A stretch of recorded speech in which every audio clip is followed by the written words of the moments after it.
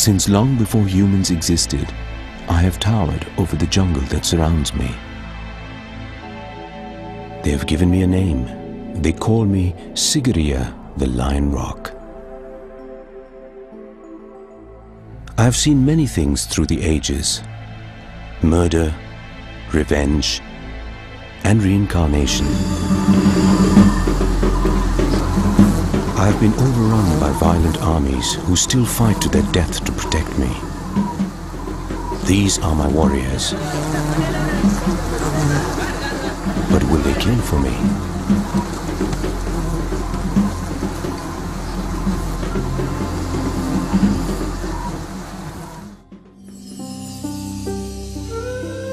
Humans have used me as shelter for thousands of years, living together in peace and harmony. But 1500 years ago, everything changed. Let me tell you a tragic tale. There once was a prince called Kashyapa who was so greedy for power that he killed his own father, the king.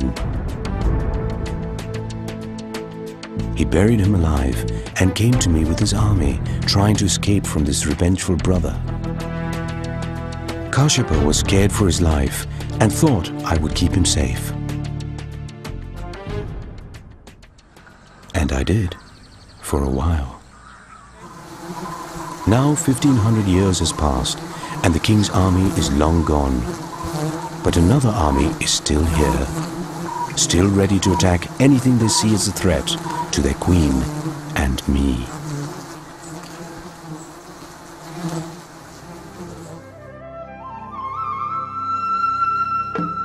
The rock, known as Sigiriya or Lion Rock, is in Sri Lanka, a teardrop-shaped island at the southeast tip of India, famous for its Ceylon tea.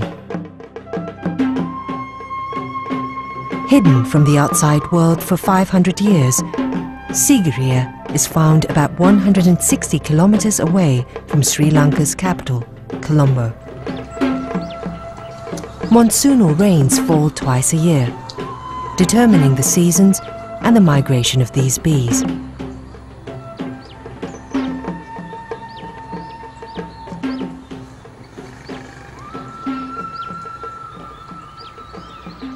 I am strong and patient, and I endure, while around me the world keeps changing. I have provided a haven for many. Before the king, my caves were monasteries, where Buddhist priests found solace and shelter and peace.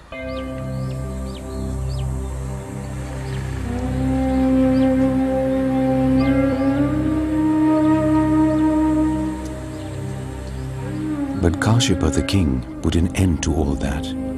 He had these frescoes drawn on me, now so ancient they are a part of me. When I look at them, I remember him.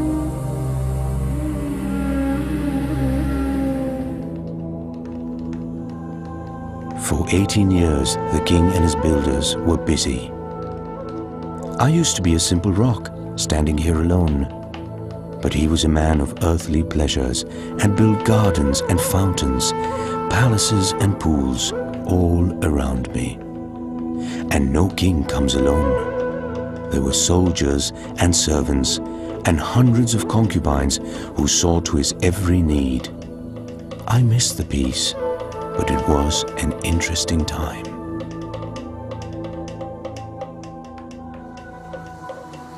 That was 15 centuries ago.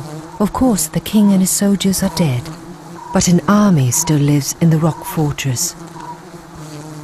Thousands of warriors who stand to attention, protecting the rock from harm. Simple farmers, really, until they're under threat. Then all hell breaks loose. They attack en masse with deadly accuracy, injuring and maiming everything in their path. They are giant stinging honeybees, known to scientists as Apis dorsata, the most aggressive and deadly type of bee found in South Asia. The bees are twice the size of European honeybees, and their stinger is 3 times as long. But Sigiriya has become a UNESCO World Heritage Site, one of the great archaeological wonders of the world. It's visited by hundreds of thousands of people every year who climb the time-worn steps that lead to the summit of this rock, passing just meters away from this army of venomous warriors. These giant stinging honeybees have been known to attack anything that's perceived as dangerous to their queen. They act as one battalion, a superorganism, always in the best interests of the whole colony.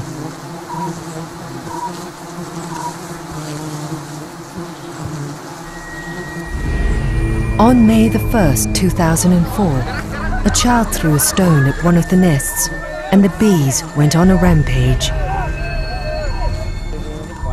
The bees first attack your head, and especially the face, and then they attack the whole body. A few even managed to get into my ears. The pain was excruciating, and I didn't know what to do. When they sting, they leave their sting on the skin, and the pain is just unbearable. I had hundreds of these white stings all over my body. Lasting many hours, injuring over 200 terrified tourists, some seriously. Over 100 people were admitted to hospital. About 20 of those were women, and more than 55 were school children on a day out. The attack in 2004 was not the first, and will not be the last.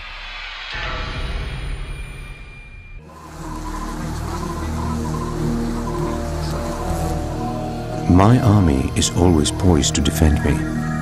They brought me peace again. But this calm never lasts for long. When will they attack again?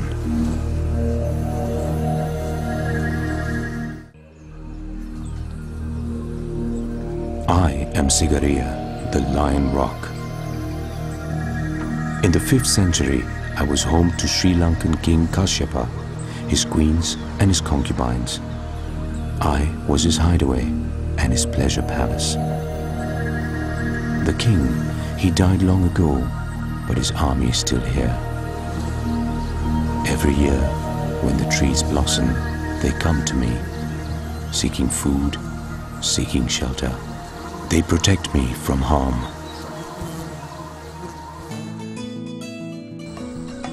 Sri Lanka is a country hit by the southwest and the northeast monsoon. Some areas receive more than 500 centimeters of rain a year, others considerably less. The rainfall patterns that sweep across Sri Lanka also dictate the migratory patterns of the stinging honeybees. They fly away from the rain and towards new sources of nectar, pollinating the flowers as they go on their journey. These giant honeybees are found all over South Asia. Bee and man have lived side by side for generations in the small rural towns of Sri Lanka in perfect harmony.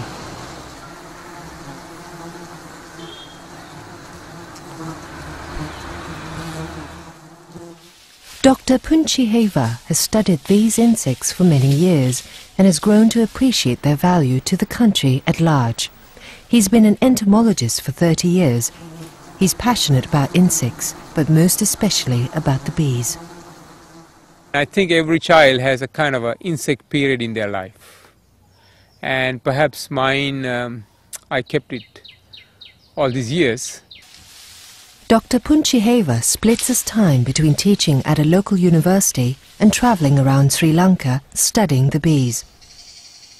His current project is to document their migratory patterns throughout the country. Having worked with bees for 3 decades, Dr. Punchiheva knows when the bees can be approached and when he needs to keep his distance. This type of honeybee is open nesting, where the bees hang on the outside of their nest and are more vulnerable to attack than most other bees, making them more aggressive. For Dr. Punchiheva, Sigiriya and the bees are inextricably linked. Bees would have been coming to Sigiriya for thousands of years. And one essential character of Sigiriya for me, from human point, the frescoes, and from nature's point, the bees. So without the bees and the frescoes, Sigiriya will lose its character. For Dr. Punchiheva, the bees are as integral a part of Sigiriya as the frescoes themselves. These paintings are believed to be fragments of an immense backdrop that stretched across the face of the rock. Over 500 paintings may have graced these walls, drawn 1,000 years before Michelangelo painted frescoes at the Sistine Chapel. They're still hauntingly beautiful, providing a doorway into the past. Now, so few of these paintings remain. Long ago, they stretched across me. I was a mighty canvas for the king's artists. But who are these women? Concubines? Celestial nymphs? It's hard to say. But I know the king loved them. King Kashyapa lived well, but in fear. He feared death at the hands of his brother. He hired master builders to create his pleasure palace. This was my golden age. 15 centuries ago, I was a grand citadel, totally symmetrical by design. I, Lion Rock, was at its very center. There were pleasure gardens and bathing pools, fountains and pagodas. Thousands of people lived here, soldiers, servants and concubines, all serving the king. Halfway up the limestone steps, he built this mighty lion. Entering through its open mouth, the king would make his final climb to his private pleasure palace. Even the boulders were landscaped, all part of a geometrical plan. Now, one of the oldest gardens in the world.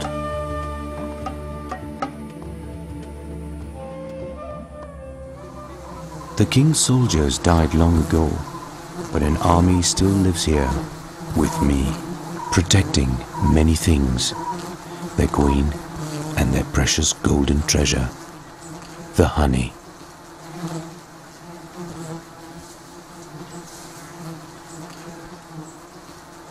The giant stinging honeybees build their nests on sparsely leaved trees or rock crevices where they can see the sun, using the direction of the light as a compass to forage for food. This openness is important from the point of their communication. And they always build a nest in open areas such as a rock or a building or a tree branch where they can see the sun or the blue skies direct. Bees are a superorganism where good communication is key. Each bee carries out all his duties to aid the survival of the whole community. Food gathering is just one of their major daily tasks. Bees most often forage in the morning and again midday.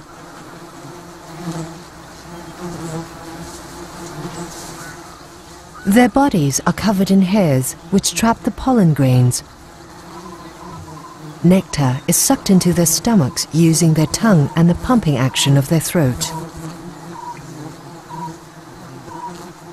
They arrive back at their nest at great speed. From the moment a bee returns, there is much to do. They touch their antennae together in a behavior known as antenating. The nectar collected earlier is regurgitated and fed to other bees. Then it's converted into honey and deposited into one of the thousands of cells in the honey chamber. Other bees look for parasites on their neighbors, helping to keep the colony healthy. Each bee performs its task for the greater good of all. For hundreds of years, smoke has been used as a means to control honeybees. Dr. Punchiheva is smoking these bees so that he can uncover the honeycomb and take a closer look at the colony.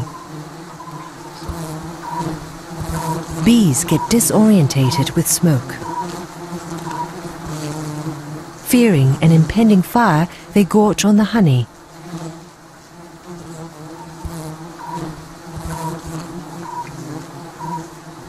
The young combs at the bottom of the nest are soft and light in colour. The darker, stronger, older combs are found higher up the nest and are used to store larvae. By observing the nest, Dr. Puncheheva can monitor the health of the colony. The more honey stores in pupa, the healthier it is.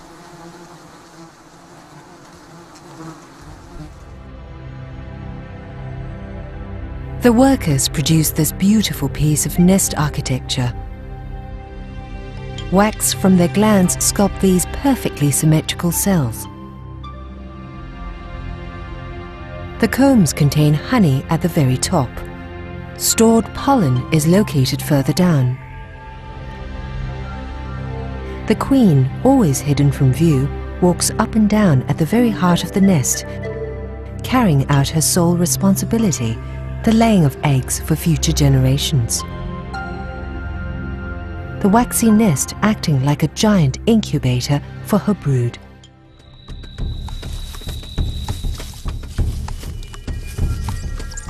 I remember them, the Vedas, the Aborigines of Sri Lanka. They lived in Kashyap's time and are still around today. They were honey hunters for the kings. And though the world has changed, these Vedas have not.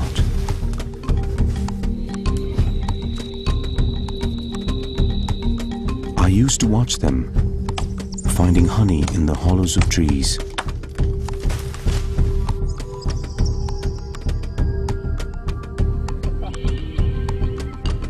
The men of the community join together to hunt and divide the spoil equally. Honey is eaten fresh in large quantities, wax and all. The young bees inside the nest are especially wholesome. Since honey was the food of kings, the Vedas worked hard to keep Kashyapa well fed.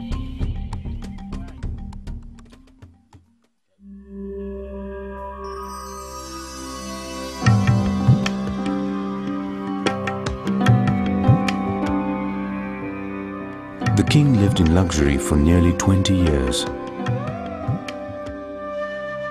He loved water and built fountains and pleasure pools all over the grounds.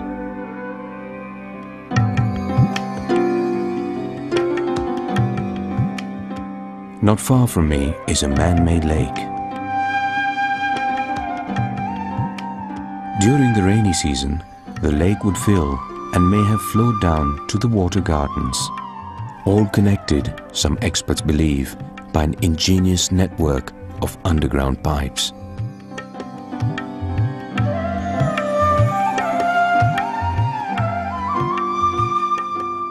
It's one of the oldest surviving gardens in the world, built before the Mughal gardens in India and 500 years before the grand temples of Angkor in Cambodia.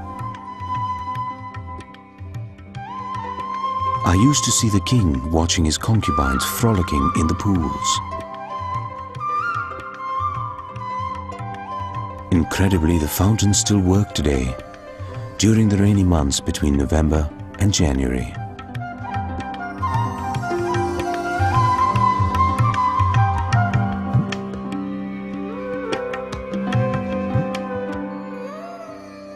Sigiriya was not only a playground for the king, but his ancient engineers.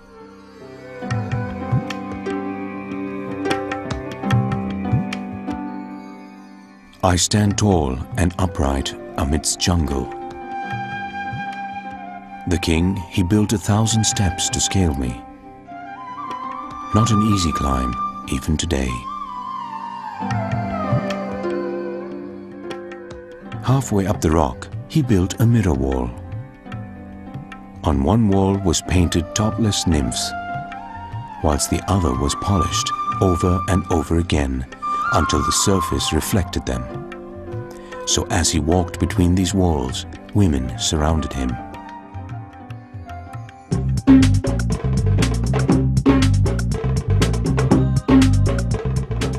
According to legend, these dances date back to the 5th century BC.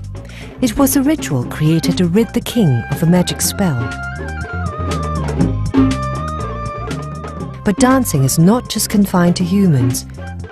Bees dance too.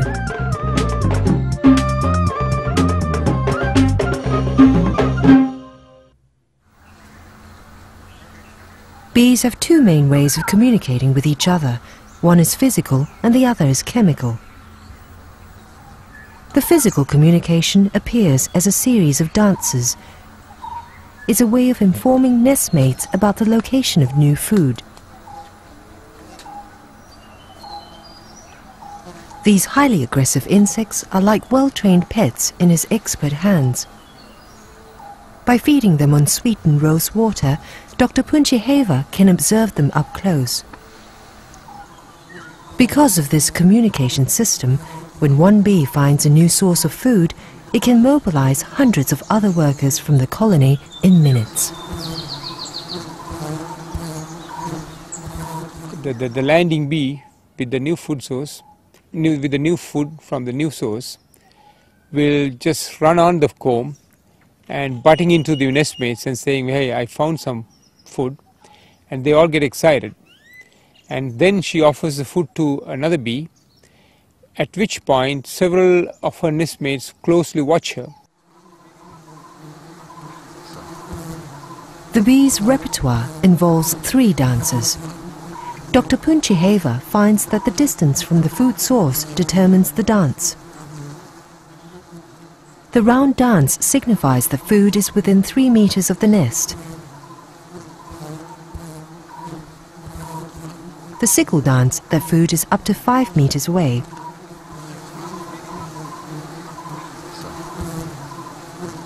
And the tail wagging dance, that food is over 5 meters away.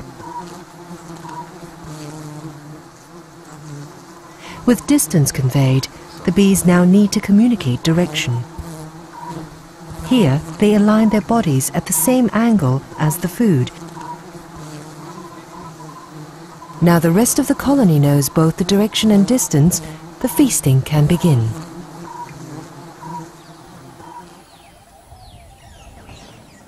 But even Dr. Punchiheva, with his decades of experience, can be caught unaware when it comes to these aggressive bees.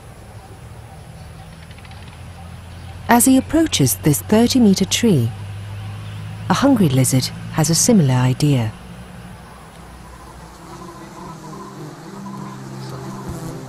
The guard bees that hang at the edge of the nest are agitated, and so lizards are warned with a hiss not to come closer. The whole colony takes part in the hissing, making the sound using a rhythmic body movement which travels like a wave through the colony.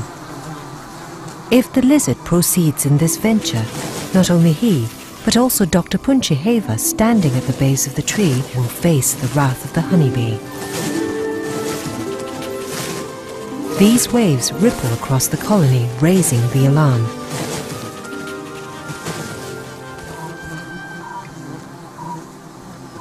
Fortunately for both the lizard and the entomologist, the danger passes without incident. They wouldn't normally attack. You can go very close to a nest, they wouldn't normally attack. The bees never land on you. There's no reason. Unless there's some food or some sugary thing around which they come to feed on. But the moment you crush a bee, there's a chemical signal, which we call a pheromone, sent to the nest. But if you crush more bees, obviously there's more generation of the alarm, and they would come. Days later, whilst observing a nest, Dr. Punchiheva inadvertently crushed several bees. In a matter of seconds, the crushed bees activate the alarm pheromone. More crushed bees, more alarm pheromone. It takes just one bee to send an alarm back to the nest, causing an immediate and violent reaction in the colony. Nest mates now rush to the source of the pheromone. They believe their colony is under attack.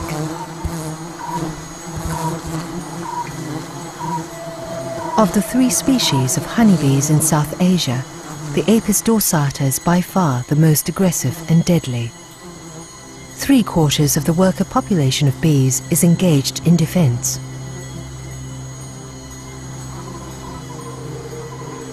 Bees give up their own lives for the survival of their queen.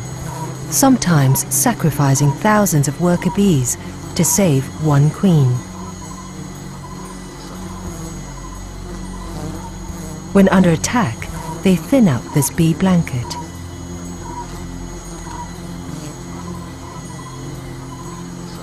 From 8 bees thick down to just 1 bee thick, they cling together to form a defensive curtain, making the nest much thinner and much larger. If you just go by the size of the nest, it really expands. It's not due to the size of the comb, it's simply the bees are stretching themselves as a curtain. Even a slightest wind can provoke them to attack more and more.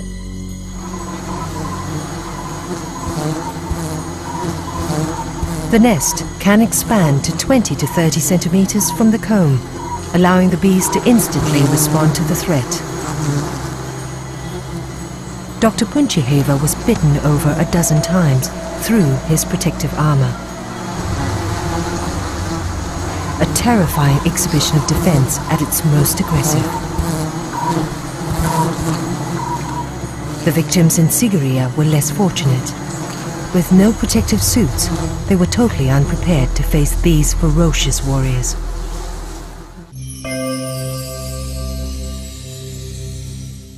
King Kashyapa, my pleasure-seeking monarch, built this palace 1500 years ago on this lion rock.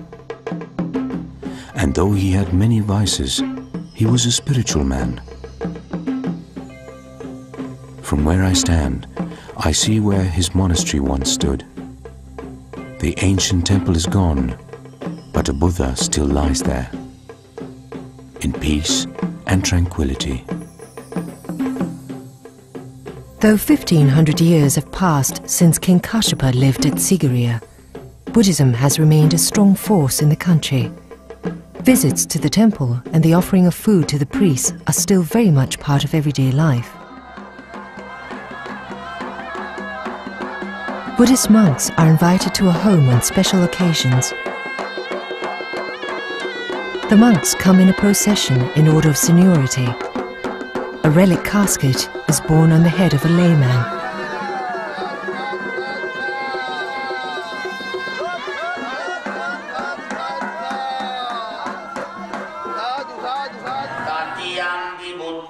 Prayers called pirith are chanted, warding off all forms of evil and danger, or so people believe.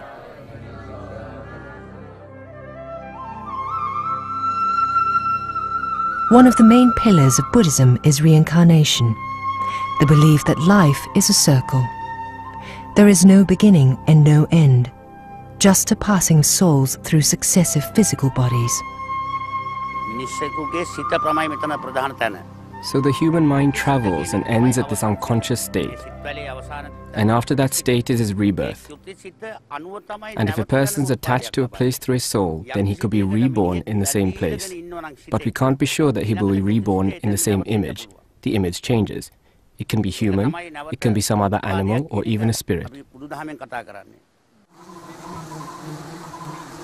So in Sri Lanka, with its strong belief in reincarnation, when the bees go on the rampage, locals believe they are King Kashyapa's soldiers reborn as warrior bees, still protecting his palace even today.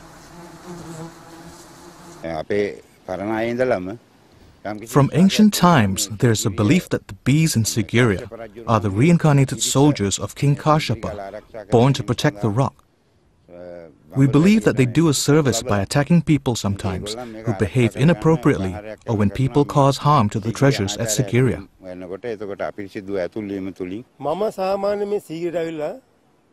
It's been 30 years since I came to Sigiriya. In these 30 years, except for 2 years, there has been a bee attack every year. The people who live here believe that these bees are the reincarnation of King Kashyapa's soldiers. They think that the bees are protectors of Sigiriya.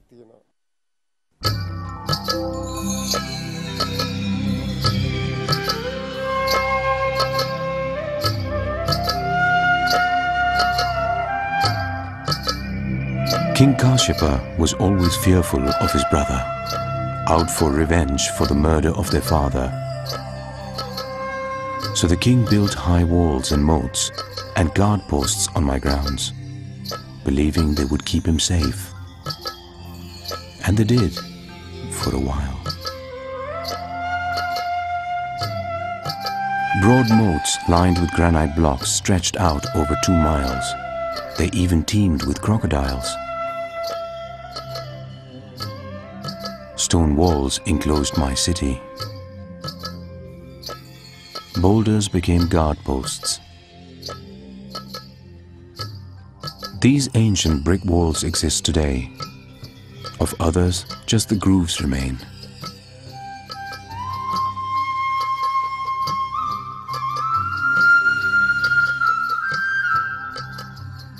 The king built his palace at the top of the rock, 200 meters above the city, so his enemies would have to climb 1,000 steps before they could reach him.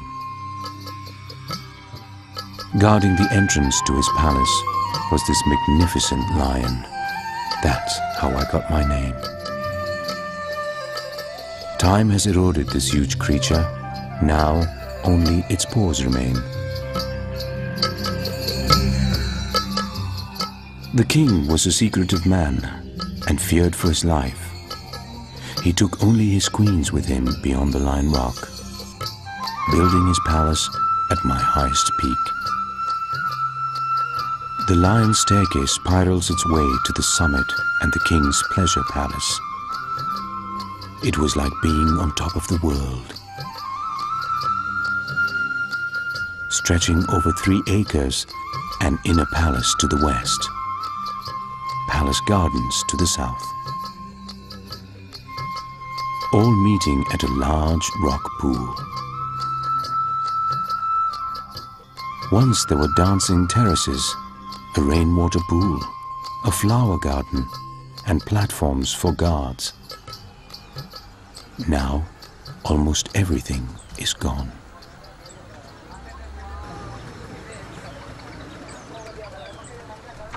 King Kashyapa made this fortress for keeping people out. 1,500 years on, visitors are encouraged to come in. Hundreds of thousands of people a year. When the bees of Sigiriya go on the rampage, authorities step in to safeguard the tourists and close the site to let the bees calm down. After the attack in May 2004, Sigiriya was closed for 4 days. The sacred full moon day, or Poya, is a monthly national holiday in Sri Lanka, a day of reverence for the faithful. On full moon days, humans come in their thousands. They crawl all over me, in my gardens, on every marble step, and at my peak. Disturbing me, breaking the calm and the quiet.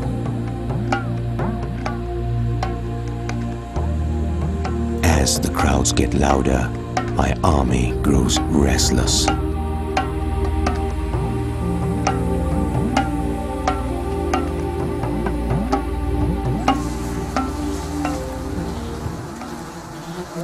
It is no easy task to walk up the 1,000 steps to reach the summit of this magnificent rock. If you can battle the heat, which can reach over 30 degrees Celsius in June and contend with the gusty winds. There is one main path up the summit and one main path down.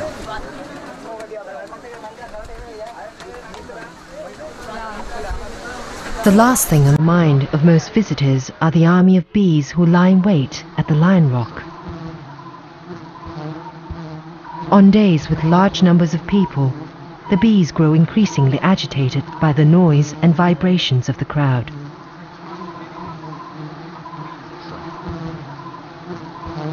My army is large, up to 100,000 soldiers in every nest, and over a dozen nests on my rock ledge.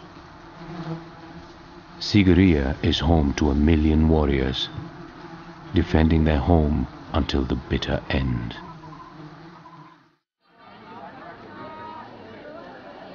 Kalu has been a Sigiriya helper for 20 years. supporting tourists as they struggle with a steep climb up and down the steps. Usually, tourists start arriving by about 7 in the morning, and I approach them to see if they need any assistance climbing the rock. There had been a bee attack the previous day, and the guides had warned us about it, but I had secured some work to help this one tourist.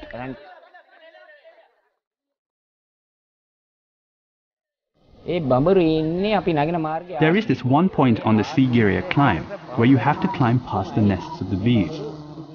They started attacking just as we were passing this point. So we had to turn back and run down.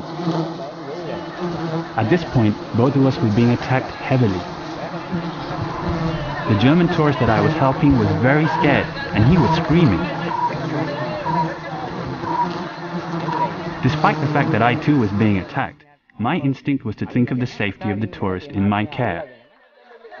So I held him by his hand and guided him to safety. By this time, we'd been stung endlessly. They had even gone into our ears. The giant stinging honeybees, once on the attack, are merciless and will keep attacking the crowds in waves until the danger has passed, always attacking downwards for several hundred meters.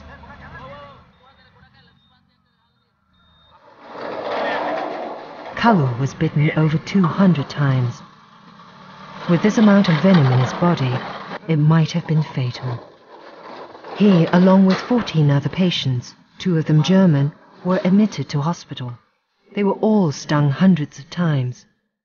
Unconscious, Kalu was in a critical condition.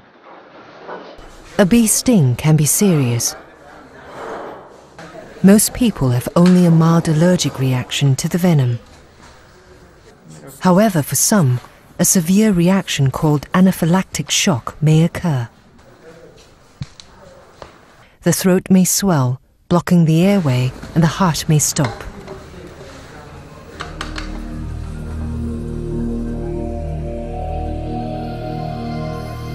A worker bee has a sting at the end of her abdomen. The sting sticks in the victim's skin so firmly the bee rips her internal organs to get away.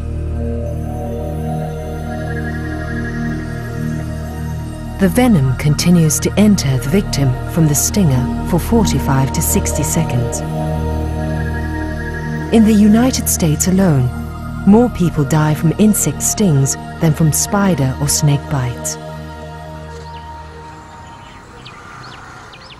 The Vaddas, the traditional honey gatherers of Sri Lanka, have collected honey for thousands of years, but they have a couple of tricks up their sleeve.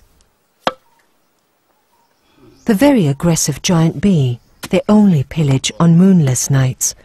Without light, the colony is disorientated and cannot attack. They also use a preparation of ochre leaves to diffuse the stings of the less aggressive honey bees.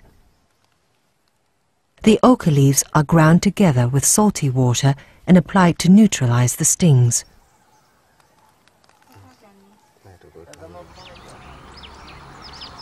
There have been no fatalities from bee attacks in Sigiriya, though the attacks keep recurring.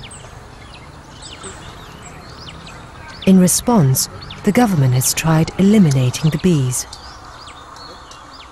After realizing the threat that the bees posed, officers from the Cultural Triangle and Sigiriya decided to destroy the bees. They tried using a poisonous gas to kill the bees, but in less than a year they were back, exactly where they were. They even tried covering the nests with nylon nets. Even that didn't help.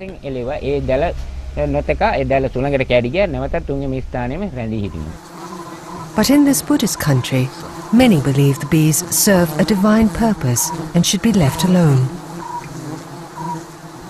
For it's only when people throw stones at the nest or make excessive noise the bees go on a rampage.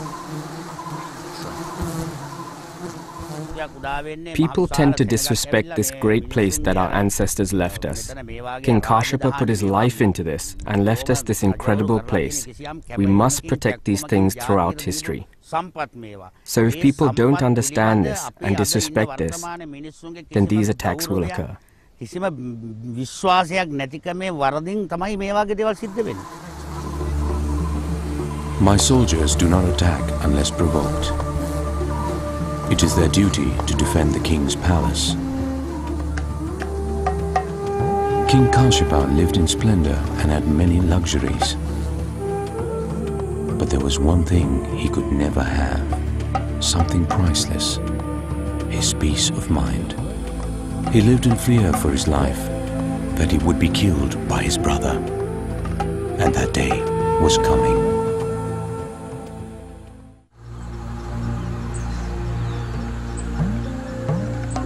Life is followed by death, is followed by life, in an endless cycle. Such is our belief in reincarnation. The king's soldiers died long ago, but an army still lives here, with me, always defending their lion rock. After the worst bee attack in Sigiriya in May of 2004, where 200 people were viciously stung by thousands of angry bees, Sigiriya remained closed. Monks were brought to Sigiriya to soothe the situation, not for the victims, but to calm the bees. Buddhist prayers were chanted to bring blessings to the rock and to the souls of these angry warriors.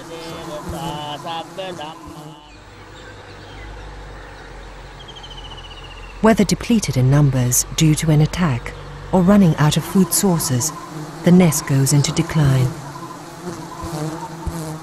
A common scavenger of the bee is the wax moth, seen here in the white lighter patches on the comb. If the colony had been healthy, the wax moth would have been killed on entry. But colonies that are hungry will allow a predator to trespass with no hindrance. Female wax moths can deposit masses of eggs on unprotected honeycombs. After a few days, these larvae hatch and begin their feeding frenzy, destroying the comb.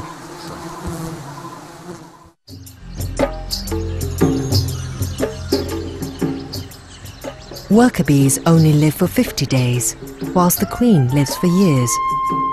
But nothing in life is wasted, so these ants feast on the multitude of dead bees.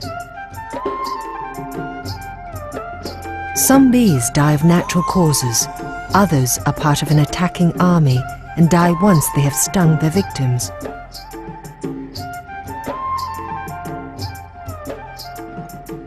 And the cycle of life and death and rebirth continues.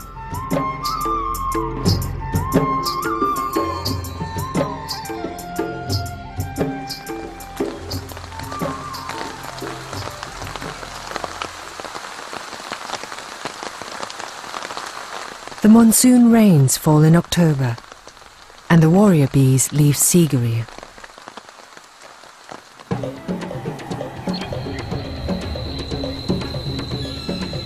Each colony has its own smell, keeping track of each other by scent. This is a once-in-a-lifetime journey. Only the queen lives long enough to make more than one migration. The colony may lose up to 50% of its bees before reaching the new nesting grounds, which could be up to 160 kilometers away. But incredibly, future generations are able to find their way back to Sigiriya.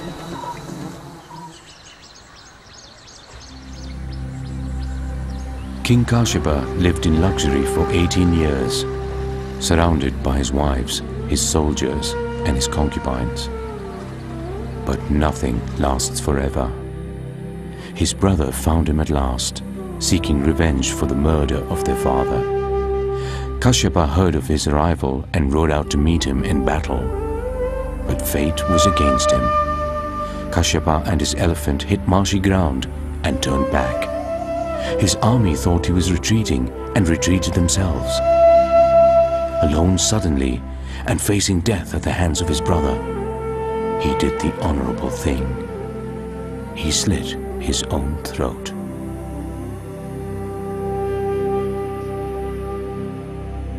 Buddhist monks lived here long before Kashyapa arrived, and so too long after his death. The new king gave me back to the monks, and so peace returned. But as the circle of life continues, the monk's time with me also passed. And then the mighty jungle grew over me. For over 500 years, I was completely alone.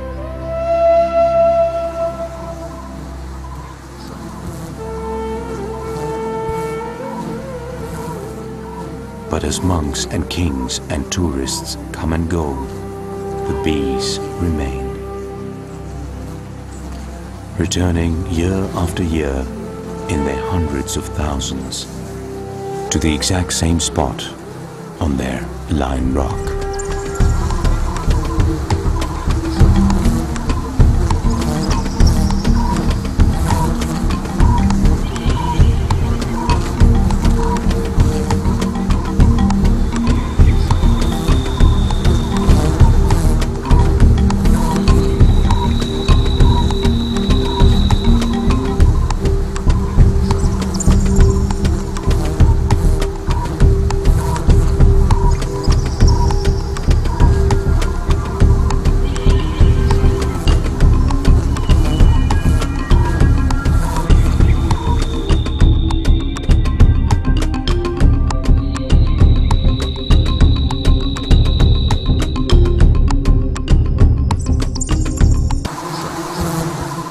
They attack en masse with deadly accuracy, injuring and maiming everything in their path.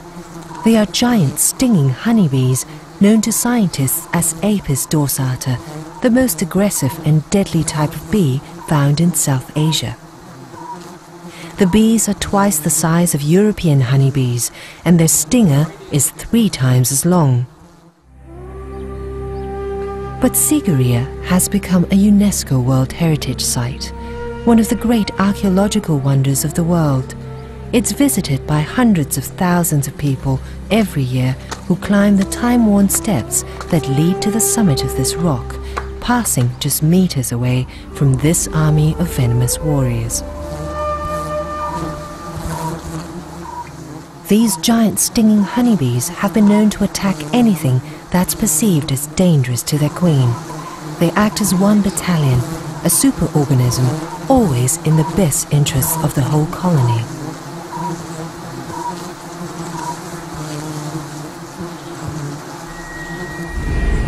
On May the 1st, 2004, a child threw a stone at one of the nests, and the bees went on a rampage.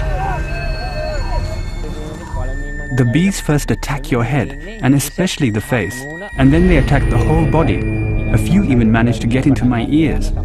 The pain was excruciating, and I didn't know what to do. When they sting, they leave their... And his revengeful brother. Kashyapa was scared for his life and thought I would keep him safe. And I did, for a while. Now 1500 years has passed, and the king's army is long gone. But another army is still here, still ready to attack anything they see as a threat to their queen and me.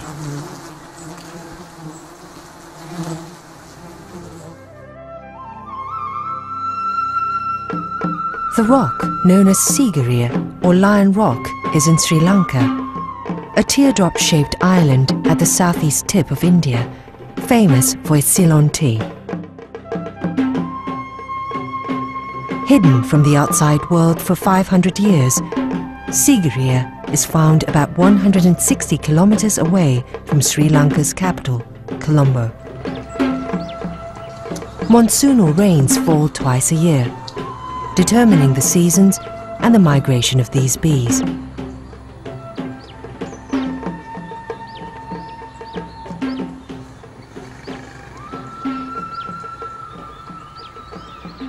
I am strong and patient, and I endure, while around me the world keeps changing. I have provided a haven for many. Before the king, my caves were monasteries, thing on the skin, and the pain is just unbearable. I had hundreds of these white stings all over my body. Lasting many hours, injuring over 200 terrified tourists, some seriously. Over 100 people were admitted to hospital. About 20 of those were women, and more than 55 were school children on a day out. The attack in 2004 was not the first, and will not be the last.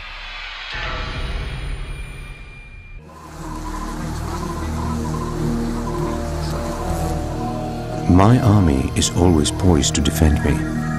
They brought me peace again.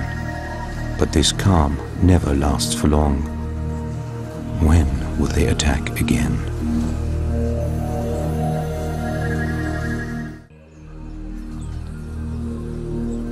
I am Sigiriya, the Lion Rock. In the 5th century, I was home to Sri Lankan King Kashyapa, his queens and his concubines. I was his hideaway and his pleasure palace. The king, he died long ago, but his army is still here. Every year, when the trees blossom, they come to me, seeking food, seeking shelter. They protect me from harm.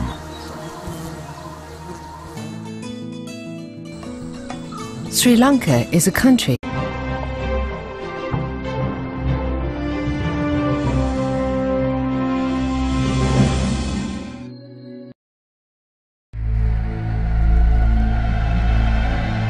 Since long before humans existed, I have towered over the jungle that surrounds me. They have given me a name. They call me Sigiriya, the Lion Rock. I have seen many things through the ages: murder, revenge, and reincarnation. I have been overrun by violent armies who still fight to their death to protect me. These are my warriors. But will they kill for me?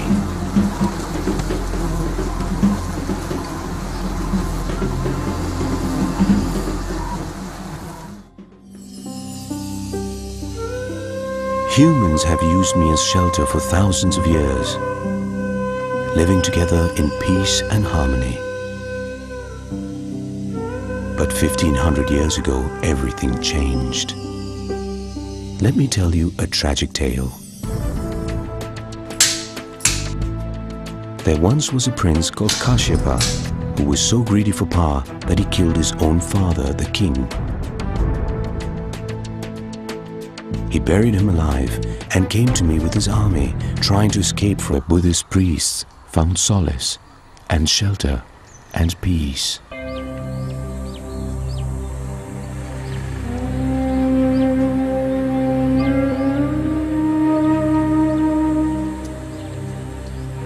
But Kashyapa the king put an end to all that.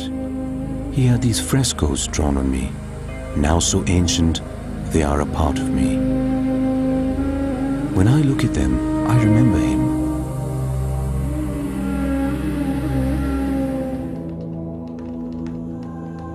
For 18 years, the king and his builders were busy. I used to be a simple rock, standing here alone. But he was a man of earthly pleasures and built gardens and fountains, palaces and pools all around me. And no king comes alone. There were soldiers and servants and hundreds of concubines who saw to his every need. I missed the peace, but it was an interesting time.